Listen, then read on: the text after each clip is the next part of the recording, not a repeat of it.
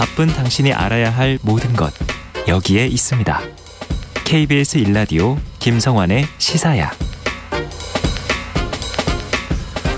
민주당이 검찰 수사권을 완전 박탈하는 이른바 검수완박 입법을 4월 임시국회에서 처리하기로 당론을 모았습니다.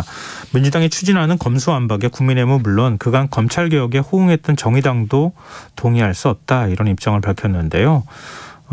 그동안엔 검찰개혁에 동의하는 입장을 취했던 정의당이 왜 이렇게 부정적인 목소리를 내고 있는 건지 이동영 정의당 수석 대변인 연결해서 얘기 나눠보도록 하겠습니다. 대변인님 안녕하십니까? 네, 안녕하세요. 네, 정의당 이동영입니다. 그냥 직접적으로 여쭤봐도 될 것 같아요. 지금 민주당이 추진하는 검수완박, 지금 정의당은 동의하실 수 없다는 입장입니까? 저희 일단 정의당의 기본 입장은 네. 검찰 개혁에 대해서 일관되게 추진해왔었고, 거기에 대해서는 찬성하는 입장이고요. 근데 다만 지금 입법부인 국회에서 충분한 논의 절차나 보완 절차 없이 무리한 강행 처리에 대해서 이제 우려가 크다는 걸 좀 입장을 밝혔던 거고, 네. 그렇게 추진하는 것에서는 동의를 얻기 어렵다, 이런 의견인 거죠. 검찰 개혁에 대해서는 큰 기조는 동의한다 이렇게 말씀하셨는데요. 그럼 네네. 검찰 수사권하고 기소권을 분리하는 것에 대해서도 찬성하시는 겁니까? 아니면 그것 자체를 반대하는 겁니까? 검경 수사권 조정에 대해서도 충분히 이제 수사기소 분리에 대해서도 이제 그 범위와 그다음에 속도, 이제 절차 이런 것들이 있다고 보는데, 큰 틀에서 거기에 대해서 정의당도 검찰개혁의 측면에서는 이견이 없다고 보면 될 것 같고요. 예. 다만 이제 이 추진의 방향이 이 정쟁화되기보다는 이제 시민들의 좀 기본권을 지키는 좀 국민 편익의 입장에, 그리고 정치 보복도 안 되지만 입법 독주도 안 된다. 그리고 정치 검찰도 안 되지만 정치 또 경찰로 좀 과도하게 되는 정치 경찰화되는 것도 안 된다. 이런 입장으로 좀 봐주시면 될 것 같고. 네. 당이 지금 입장이 당대표도 이제 밝혔지만, 지난 1차 검찰개혁이라고 하는 그 과정에서 검경 수사권 조정이 있었고요. 네. 그 다음에 국가수사본부가 발족을 했고, 공수처도 설립됐거든요. 네. 근데 1년이 지났는데, 일단 수사체계 개편 후에 가장 많은 시민들의 불편 민원이 무려 67%나 이제 수사 지연에 좀 불편 민원을 제기했었고, 네. 공수처 자체도 사실상 존재의 의미나 시민의 신뢰도 좀 모두 잃은 상태 아니겠습니까? 네. 그래서 공수처 엄청난 갈등과 사회적 갈등을 통해서 만들었던 공수처가 그건 진보 보수 여야 가릴 것 없이 이러려고 공수처 했냐는 자괴감 정도도 나올 정도고. 예. 마지막으로 국수본 관련해서는 LH 부동산 투기 조사나 그다음에 권익위의 이제 국회의원 부동산 투기 조사 한참 시끄러웠는데 모든 국민들이 기억하고 있는데, 예. 시작은 요란했는데 지금 누구 하나 처벌받은 걸 기억하는 시민들이 있을까요? 그러니까 이런 문제점들이 있다고 보고, 네. 저는 예를 들면 자동차로 친다면 1년 정도 차를 탔다고 하면, 네. 타이어는 괜찮은지 손도 봐야 되고, 예. 엔진오일도 좀 점검해보자는 겁니다. 지금은 점검해보고 보완해야 될 시점이지, 바로 장거리 운전으로 다시 또 도로로 내보내는 시점은 아니다, 이렇게 보는 거죠. 네. 근데 큰 추진 방향에 대해서는 동의하지만, 지금 기존에 해왔던 일들도 있는데, 그 부분에 대해서 좀 점검하고 속도 조절을 하면서 또 국회의회 차원의 합의안을 만드는 과정이 있었으면 좋겠다, 이런 말씀으로 들리는데요. 네, 맞습니다. 네, 입법부 국회에 충분한 논의를 하자는 겁니다. 근데 민주당은 또 이렇게 주장을 합니다. 개혁엔 또 시기가 있다. 만약에 윤석열 정부가 들어서면 검찰공화국이 만들어질지 모르고, 또 윤석열 이제 대통령이 되면 윤석열 대통령이 거부권을 행사할 수도 있다. 그러니까 문재인 정부 임기 내에 그때 지금 개혁 관련되는 법안들을 처리해야 되는 것 아니냐, 이런 주장에 대해서는 어떻게 보세요? 저는 그렇게 좀 판단할 수도 있는데요. 네. 그러니까 이제 그런 측면에서는 지금 최근에 이제 정권 교체 이후에 지금 인수위 시점에 윤석열 당선자 측의 이제 인수위나 특히 이제 국민의힘에서 최근에 이제 청와대 이제 영부인의 옷값 문제나 그다음에 산업 블랙리스트 이러면서 약간 정치 보복에 약간 나쁜 시그널을 주다 보니, 네. 이 감정적으로 지금 대선 후에 여전히 팽팽하게 끝난 대선 결과에서 특히 이제 강성 지지층들의 감정들이 사그라들지 않은 상태에서 무리하게 싸움을 걸면 좀 자초한 측면이 있다고 보는데 그렇다고 하더라도 지금 남아있는 시점에서는 180석을 가지고 있는 민주당은 입법부 권력을 여전히 쥐고 있는데 네. 여소야대 국회인데 너무 좀 과한 기우 아닌가. 그래서 오히려 윤석열 정부 취임 이후에 예. 이 정당한 개혁 과제에 대해서 시민들의 공감대가 있는데 여기에 대한 거부권을 행사할 정도로 좀 브레이크를 건다면 전 그거는 오히려 시민들 저항에 부딪힐 수밖에 없고 여소야대 전국에서 그 국회를 과연 돌파할 수 있을까? 저는 오히려 더 어려워질 거라고 보고 그 측면에서는 오히려 민주당이 180석에 좀 자신감을 가지고 합의를 이끌어내는 제1당의 역할을 하는 게 더 낫지 않을까 싶습니다. 네, 이건 국민의힘 쪽에서 주장하고 있는 논리인데요. 민주당이 검수완박 강행하는 배경에는 이재명 상임고문 수사 차단 목적이 있다. 사실상 대선 불복행위나 마찬가지다. 이 주장에 대해서는 정의당의 입장에서 어떻게 보십니까? 저는 그 자체가 앞서 말씀드린 대로 그런 표현 자체가 국민의힘에서 그렇게 이제 의심할 수도 있는데 저는 그 자체가 오히려 이 약간 싸움을 거는 측면 그리고 이 자체를 검찰 개혁이라는 이 과제를 오히려 다시 정쟁화하고 정치적 진영 대결로 몰고 가는 그런 좀 정치적 언어들이라고 보는데요. 네.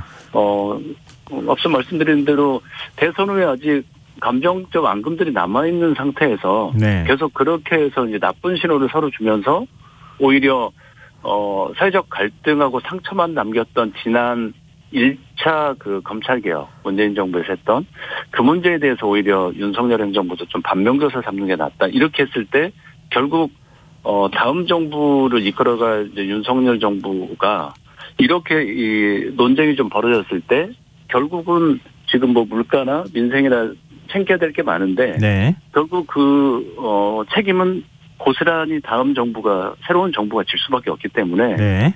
이런 주장을 하면서 계속 싸움을 거는 방식은 적절하지 않다고 봅니다. 네.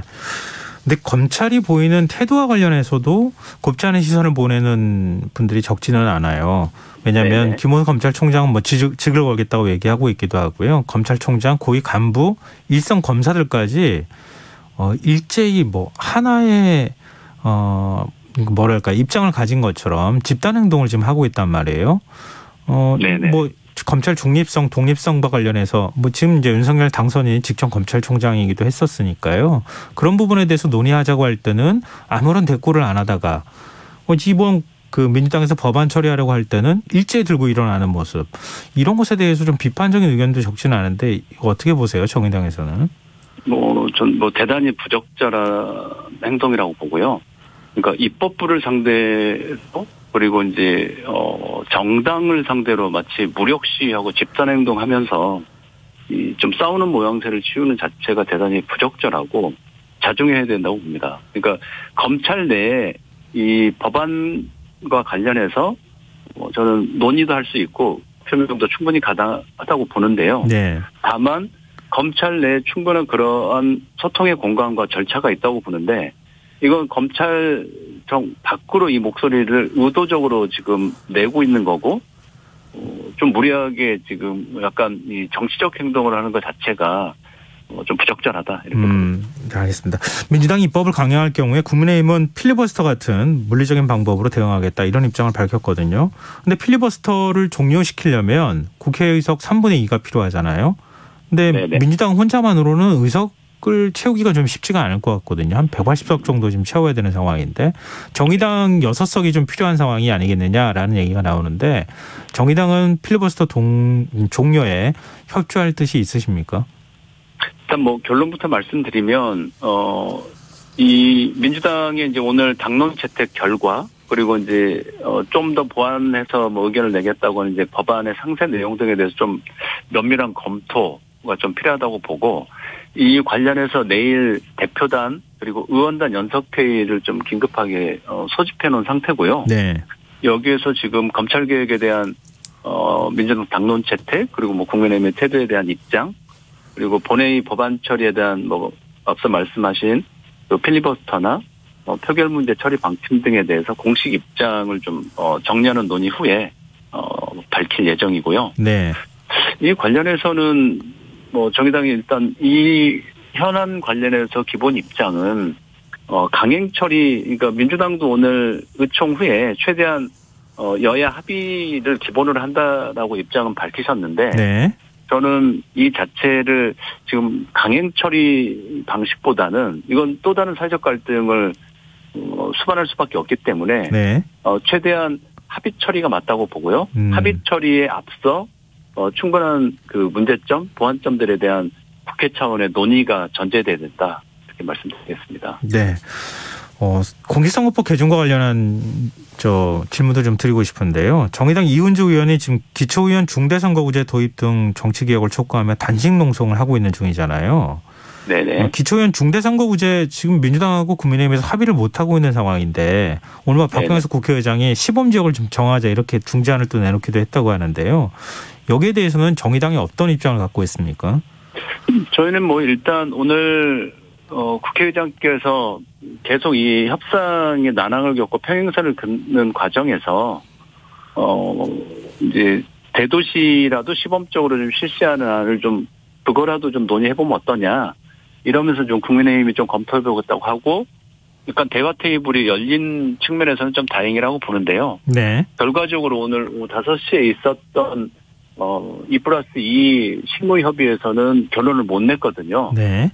그래서 이 문제에 대해서는 충분히 그 대화 국면이 좀 열렸던 측면에서는 다행이라고 보고, 거기에서 이제 협상의 폭과 범위는 뭐 타협의 과정들이 있을 거라고 보는데, 다만 국민의힘이 오늘 그 대도시 시범 실시하는 거에 대한 범위를 좀 구체적으로 좀 제시하고 좀 더 적극적이고 전향적으로 나왔으면 하는 좀 아쉬움이 있고, 그 문제에 대해서는 이제 시간이 별로 15일 내에 이제 처리해야 되기 때문에 얼마 없고, 예. 내일 하루 좀 실질적으로 남아있는 시간인데, 이 부분에 대해서 계속 갈등 국면과 평행선으로 가기보다는 좀 더 이 국민의힘의 공식적이고 구체적인 안을 가지고 접점을 좀 찾았으면 하는 요청을 좀 드리고 싶습니다. 네. 오늘 윤석열 당선인하고 박근혜 전 대통령이 만났는데요. 뭐 윤석열 당선인의 여러 발언들 앞서 저희가 뭐 뉴스 시간에 좀 전해드리기도 했는데, 정의당이 이 회동 어떻게 보십니까?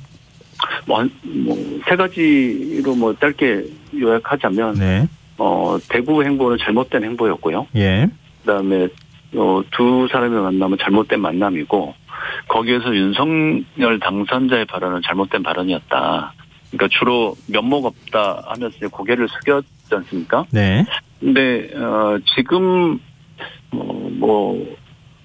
사면 처리가 되긴 했지만, 그래도 국민들에게 면목이 없다 할 사람은 박근혜 씨인 거고, 윤석열 당선자가 지금 고개 숙여야 될 사람들은 대구의 박근혜 씨가 아니고, 네. 물가 폭등에 좀 힘들어하는 서민 저소득 취약층, 코로나 피해 시민들을 먼저 찾았어야 되는 거 아닌가, 순서가 잘못됐다라고 봅니다. 네.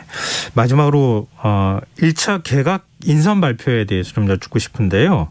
그동안에 네. 정의당은 데스노트라고 해서 정의당이 반대하면 사실 좀 뭐랄까요, 낙마하는 경우도 있었고 그랬는데요. 이번에는 어떤 입장을 취하고 계시는지 궁금합니다. 정의당이 자체적으로 데스노트를 한 적은 없고 아마 이제 시민들이 이렇게 붙여주셨던 건데요. 예. 윤석열 행정부의 인수 1차 발표는 대단히 좀 유감스러운 인사라고 보고요. 네. 그러니까 무난한, 아마 인사청문회가 여소야대 국회 우려가 되기 때문에 무난한 인사를 아마 선택했던 것 같은데, 결과적으로 그렇다 보니까 아마 인사검증이 너무 느슨했던 거 아닌가. 그래서 결국으로 무난한 인사가 무리한 인사가 됐다, 이렇게 보고, 예. 대표적으로 지금 한덕수 총리 후보자, 네. 그리고 추경호 경제부총리 후보자한테는 론스타 의혹이, 론스타 경제라인이라는 이 의혹이 계속 꼬리표가 있는데, 여기에 대해서 책임있는 해명이 필요하다고 보고요. 네. 두 번째, 지금 장관 후보자들이 오늘 이제 박봉근 이제 문체부 장관 그 후보자나, 예. 그다음에 정호용 이제 보건복지부 장관 후보자나, 예. 박 후보자 같은 경우에는 전두환 이승만 얘기를 다시 했던 그런 칼럼들을 하면서 과연 이분이 문화를 책임질 수 있는 거냐, 그리고 지금 적절한 지금 철학이나 가치관을 갖고 있는 건지, 공감 능력이 있는지 의심해 볼 수밖에 없고요. 네. 특히 보건복지부 장관이 여성과 이제 출생률 문제를 따지는 데 있어서 예. 여성을 출산에 도구화하는 식으로 좀 발언하거나 이전에 칼럼들이 이제 공개가 됐는데 그 자체는 상당히 심각한 문제가 있다고 보고 네, 그래서 알겠습니다. 오히려 이런 문제에 대해서는 인수위에서 다시 한번 내부적으로 청문회 보내기 전에 자체 검증을 한번 더 한 다음에 보내야 되지 않을까 싶습니다. 네, 알겠습니다. 오늘 말씀 여기까지 듣겠습니다. 고맙습니다. 네, 감사합니다. 네, 지금까지 이동영 정의당 수석 대변인이었습니다.